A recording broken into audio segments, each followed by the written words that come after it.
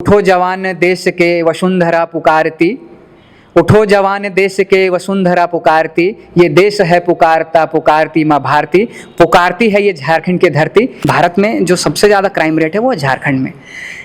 जब भी किसी देश में, किसी क्षेत्र में, किसी राज्य में क्राइम रेट जब बढ़ता है तो उसका एक मूल कारण होता है वहाँ का शिक्षा व्यवस्था, रोजगार, व्यवसाय, कई सारी चीज़ें हैं। केंद्र सरकार को भी इस पे दोष देता हूँ और झारखंड सरकार तो है ही इसकी दोषी, क्योंकि आप देख सकते हैं पिछले 4-5 वर्ष के जो बजट हैं, जो शिक्षा के क्षेत्र का जो बजट अलॉट होता है, वो देख रहे होंगे कि साल भर दर साल गिरता जा रहा है। जो पूर्व में जो बजट आवंटन किया गया था कृषि जगत के लिए, वो बजट जो भी जितने भी फंड अलॉट किए गए थे, वो फंड को उन्होंने पूरा खर्च नहीं कर पाया है। तो कहीं ना कहीं ये बहुत बड़ा गैप है। डॉक्टर रोहित महतो हमारे बीच मौजूद है और आज इन्होंने आजसू की सदस्यता ग्रहण की है। रोहित, बहुत बहुत स्वागत है आपका। किस उद्देश्य के साथ आपने आज आजसू की सदस्यता ग्रहण की? सबसे पहले तो आप सभी को झारखंडी जोहार और लोकतंत्र 19 के सारे दर्शकों का भी झारखंडी जोहार। जैसा कि आप सभी जानते हैं, जो आजसू जो है वो झारखंड की बहुत ही पुरानी पार्टी है। आने वाले कुछ महीनों बाद आजसू अपने 40 वर्ष को पूरा कर लेगा और आजसू एक क्षेत्रीय और सक्रिय राजनीतिक पार्टी रही है। पूरे 33,620 गांव में आज आजसू का कार्यकर्ता मौजूद है। आजसू के पास एक विज़न है, एक बेहतर विज़न है और झारखंड में एक विजनरी लीडर की कमी है। बहुत बड़ा गैप है विजनरी लीडर का, और उस विजनरी लीडर का जो भरपाई है, उस गैप को जो फुलफ़िल कर सकता है, वो माननीय श्री सुदेश महतो जी हैं। इनके नेतृत्व में झारखंड को आगे देखा जा सकता है। जैसा कि आप लोग जान रहे होंगे, झारखंड के साथ साथ कई राज्य अलग हुए। झारखंड का पड़ोसी राज्य है छत्तीसगढ़, उत्तराखंड, और बहुत बाद में जो अलग हुआ है वो तेलंगाना है। इन सभी को अगर एक साथ रखा जाए और आकलन किया जाए तो झारखंड बहुत ही नीचे आपको मिलेगा। झारखंड का जो स्टेज है वो बहुत नीचे मिलेगा। अगर आप देखें इस साल का 2024 का जो क्राइम रेट है, झारखंड का सबसे ज़्यादा है पूरे ओवरऑल कंट्री में। भारत में जो सबसे ज़्यादा क्राइम रेट है वो झारखंड में। जब भी किसी देश में, किसी क्षेत्र में, किसी राज्य में क्राइम रेट जब बढ़ता है तो उसका एक मूल कारण होता है वहाँ का शिक्षा व्यवस्था, रोजगार, व्यवसाय, कई सारी चीज़ें हैं जो जिन चीज़ों के अभाव के वजह से यहाँ मतलब क्राइम रेट बढ़ जाता है। तो आज के डेट में झारखंड में जो क्राइम रेट बढ़ा है, इसका जो सबसे मुख्य कारण है वो है रोजगार, वो है शिक्षा व्यवस्था।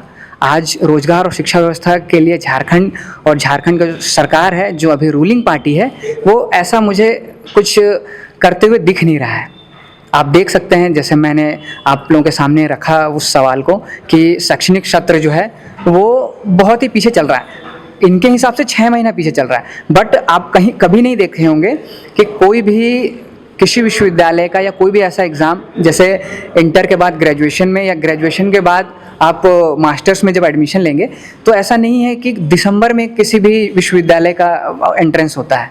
हमेशा जो एंट्रेंस का टाइमिंग है वो जून, जुलाई, ये वाला टाइमिंग होता है। पर उस समय ये जो है, जो गैप है, ये फुलफ़िल नहीं कर पा रही है। इस वजह से 6 महीना का कन्वर्ट होकर वो साल भर हो जा रहा है, पर इस पर कोई ध्यान नहीं दे रहा है।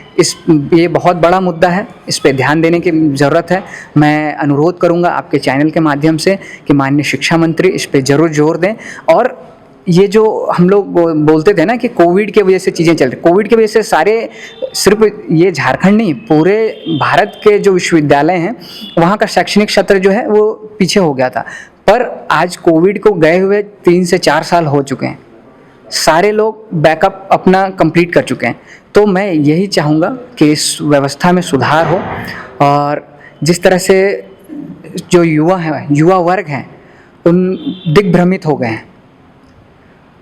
आज के युवा अपने नए क्षेत्रीय पार्टी, चाहे और भी कई सारी पार्टियां हैं, कई सारी ऐसी क्षेत्रीय पार्टी हैं जो उनको दिग्भ्रमित कर रही है। उन पे केस मुकदमे, कई सारी चीज़ें लग रहे हैं। कल को वही युवा आने वाले 3 से 4 साल बाद अगर रोजगार की तलाश करेगा या किसी अच्छे जगह व्यवसाय की तलाश करेगा तो उस पर इतने सारे केस मुकदमे होंगे, जब पीछे मुड़ के देखेगा तब तक समय बहुत जा चुका होगा। तो मैं आजसू के माध्यम से मैं अपने पूरे टीम के माध्यम से या अपने समाज को संदेश देना चाहूँगा, सारे युवा वर्ग को संदेश देना चाहूँगा कि आइए, जुड़िए और माननीय श्री सुदेश महतो जी का हाथ को मजबूत करिए और आजसू को एक नई दिशा की ओर ले जाइए।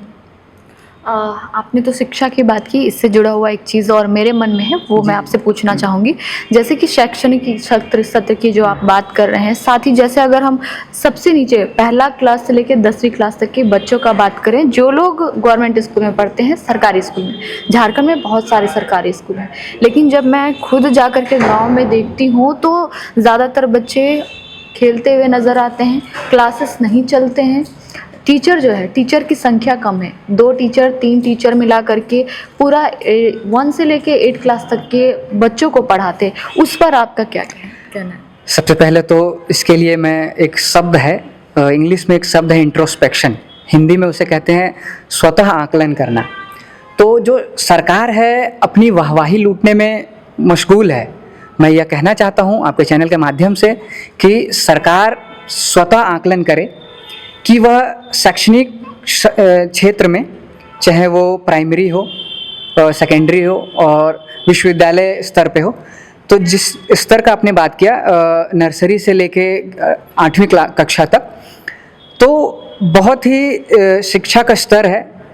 इसका 2 मेन रीज़न है। सबसे जो मेजर रीज़न है, मैं केंद्र सरकार को भी इस पे दोष देता हूँ और झारखंड सरकार तो है ही इसकी दोषी, क्योंकि आप देख सकते हैं पिछले 4-5 वर्ष के जो बजट हैं, जो शिक्षा के क्षेत्र का जो बजट अलॉट होता है, वो देख रहे होंगे कि साल दर साल गिरता जा रहा है। जबकि आबादी बढ़ रही है, लोग एजुकेट हो रहे हैं, लोग अवेयर हो रहे हैं, तो शिक्षा की ओर, स्कूल की ओर, विद्यालय की ओर लोग मूव कर रहे हैं। तो वहाँ पे शिक्षा का बजट बढ़ाना चाहिए, केंद्र सरकार भी और राज्य सरकार भी, पर ये बजट गिरता जा रहा है।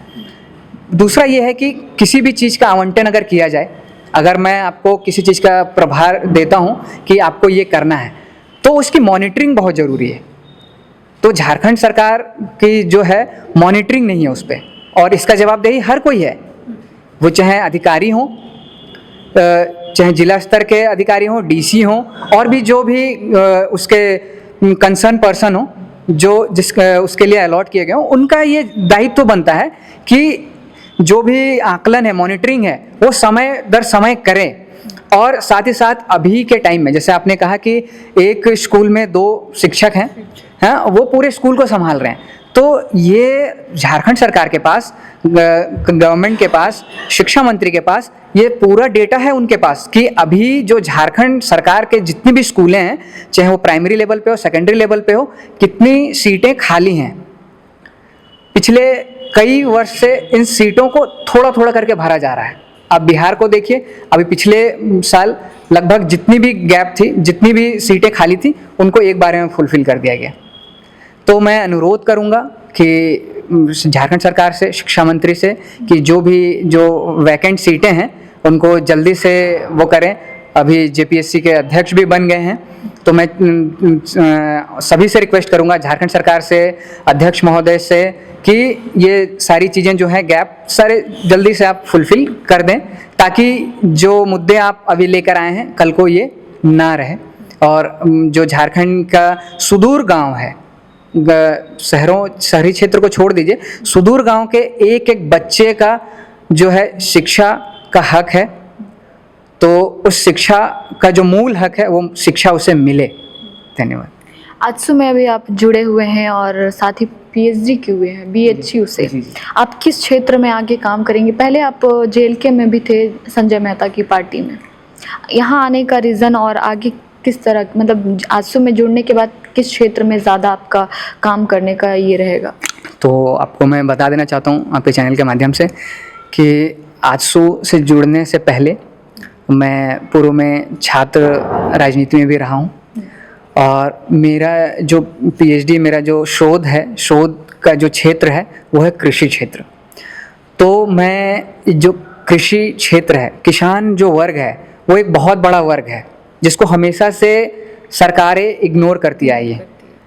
आज जो पूर्व में जो बजट आवंटन किया गया था कृषि जगत के लिए, वो बजट जो भी जितने भी फंड अलॉट किए गए थे वो फंड को उन्होंने पूरा खर्च नहीं कर पाया है।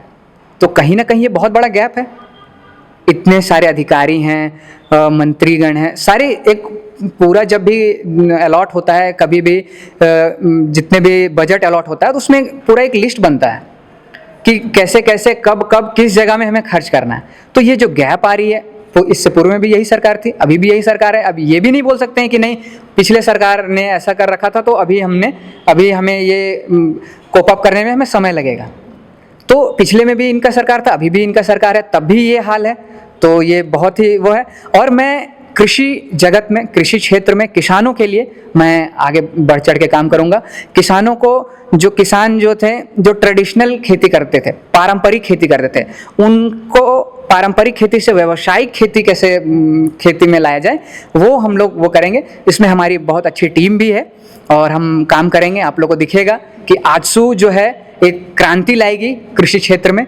मैं ये आप लोगों को पहले ही बता दे रहा हूँ कि कृषि क्षेत्र में, कृषि जगत में आजसू एक क्रांति लाने जा रही है। अभी जो बजट सत्र पेश होने वाला है, कल परसों पेश हो जाएगा, इसको आप कैसे देख रहे हैं? क्या क्या चीज़ें होने चाहिए आपके हिसाब से? किन चीज़ों में सुधार होना चाहिए? जैसे कि माननीय श्री अध्यक्ष महोदय ने कहा कि जो भी प्रश्न है ना, जो प्रश्न रखे जा रहे हैं सदन में, उनका उत्तर जो भी दे रहा है उसका जो एनालिसिस है आफ्टर कुछ समय बाद कि जो सदन में प्रश्न रखे गए उनका क्या हुआ, जो भी उसका सॉल्यूशन निकला या नहीं निकला, मैं चाहूँगा कि सरकार उसका भी तो वो दे ब्यौरा, वरना सिर्फ वो क्वेश्चन बन के रह जाएंगे। वो क्वेश्चन बनेंगे, पोथी में पैक होंगे, वो कहीं इस कोने में दब के रह जाएगा। उसका उत्तर जो है देना पड़ेगा सरकार को, क्योंकि अभी उत्तरदायित्व जो है वो सरकार है। तो मैं ये चाहूँगा कि जो भी प्रश्न रखे जा रहे हैं, सत्ता पक्ष विपक्ष, जो भी प्रश्न रखे जा रहे हैं, सारे बहुत ही अनुभवी राजनीतिक लोग हैं। मैं तो अभी बहुत छोटा हूँ, मैं तो अभी जस्ट प्रवेश किया हूँ राजनीतिक एक्टिव इलेक्टोरल पॉलिटिक्स में मैं एंटर किया हूँ। तो मैं यही चाहूँगा कि जितने भी प्रश्न रखे जा रहे हैं, क्योंकि जो भी प्रश्न रखे जाते हैं वो कई सारे एनालिसिस के बाद वो निकाला जाता है, तो जो प्रश्न रखे जा रहे हैं उनका आंसर करे, और सिर्फ मौखिक तरीके से आंसर ना करे, उसको प्रॉपर ग्राउंड लेवल पे लाके उसे दिखाए और उनको बताए कि हाँ, इस सत्र में जो क्वेश्चन किए गए थे, इतने क्वेश्चन थे, ये लिस्ट थे, इनका ये आंसर है। अभी तो ना चुनाव है, कुछ भी नहीं है जी, पार्टी में जुड़ने का क्या कारण है? देखिए यही तो सबसे इंटरेस्टिंग बात है कि लोग, मैं इसीलिए मैं आप लोगों से पूछने से पहले ही मैंने ये इसका आंसर दे दिया था कि हर कोई यही बोलेगा कि मतलब बहती नदी में बहती नाव की तरफ तो कोई भी बैठ के चला जाएगा। जीते के साथ हर कोई खड़ा रह सकता है, पर हारे के साथ या संघर्षशील के साथ जो खड़ा होता है वही असली हीरो होता है। और आज हमारी जो आजसू पार्टी है वो संघर्ष कर रही है, और मुझे विश्वास है कि एक ना एक दिन ऐसा आएगा, बहुत जल्द ही आने वाला है वो समय, कि आजसू पार्टी पूरे झारखंड में वो अपना कदम बढ़ा के दिखाएगी। आप एक युवा नेता हैं और अभी पढ़ाई करके आप सीधे राजनीति की ओर जुड़ गए हैं। युवाओं के लिए क्या कुछ कहना चाहिएगा? अभी के युवा झारखंड में बहुत संघर्ष कर रहे हैं, ये चाहे पढ़ाई के क्षेत्र में, जैसे कि पेपर लीक का समस्या, जेएससी, जेपीएससी, जैक बोर्ड का लगातार हो रहा है। तो कहीं ना कहीं झारखंड में युवाओं का जो भविष्य है वो बहुत कहें तो नीचे गिरता जा रहा है, या फिर ऐसे बीच में लटका हुआ है। देखिए, मैं भी एक युवा हूँ, हाँ, मैं युवाओं का दर्द समझ सकता हूँ कि वो किस पीड़ा से गुजर रहे हैं। वो साल दर साल अपने कमरे में चार दीवारी के अंदर, वो घर में किसी न किसी तरह से घर वालों को मना के, नहीं 1 साल और 6 महीना और, अभी हो जाएगा जेएसएससी, अभी हो जाएगा जेपीएससी, अभी बस होने वाला है रिक्रूटमेंट, ये दिलासा देते देते काफ़ी समय बीतता जा रहा है। और मैं सारे युवाओं से यह अनुरोध करना चाहूँगा कि अपने लिए, अपने हक के लिए, अपने आने वाले पीढ़ी के लिए आपको आवाज़ उठानी पड़ेगी, आपको एकजुट होना पड़ेगा। आप वही कहते हैं ना, एकता में बल, आपको एकजुट होना पड़ेगा। हर पार्टी जो है एक मुद्दे को उठाती है, उसको डेस्टिनेशन तक नहीं ले जाती है, मुद्दा को उठा रही है, अपना खुद लाइमलाइट में आ रही है, उसके बाद उस मुद्दे को वहीं छोड़ दे रही है। मुद्दा वहीं का वहीं रखा रह जा रहा है, मुद्दा डेस्टिनेशन तक नहीं पहुंच पा रहा है। तो मैं आपके चैनल के माध्यम से मैं यह कहना चाहूँगा कि सारी युवाएं आएँ, एकत्रित हों और एक होकर सरकार के खिलाफ आवाज़ उठाएं। और इस आवाज़ उठाने में आपका सहयोग जो करेगा वो आजसू पार्टी हमेशा बढ़ चढ़ कर सहयोग करने के लिए तैयार है। तो आप लोग आइए। और एक लाइन बहुत अच्छी है कि उठो जवान देश के वसुंधरा पुकारती, उठो जवान देश के वसुंधरा पुकारती, ये देश है पुकारता पुकारती माँ भारती। पुकारती है ये झारखंड की धरती कि आइए, आप जैसे युवा, आप जैसे सपूतों का इस झारखंड के नवनिर्माण में बहुत ही महत्वपूर्ण है। आइए इस झारखंड नवनिर्माण में अपना योगदान दीजिए और आजसू का दामन थामिए, माननीय श्री सुदेश महतो जी का हाथ को मजबूत बनाइए और आजसू को आगे ले जाइए। ये थे हमारे साथ रोहित महतो जी, बहुत ही पढ़े लिखे युवा हैं और युवा नेता हैं और इस बार आजसू की पार्टी इन्होंने ज्वाइन की है आज ही। इसके लिए इनको बहुत बहुत बधाई। और साथ ही कृषि के क्षेत्र में ये काम करना चाहते हैं, इनका विज़न पूरा क्लियर है, युवाओं के लिए भी कार्य करेंगे। चलिए अभी के लिए हमारे साथ इतना ही। देखते रहिए लोकतंत्र 19। धन्यवाद।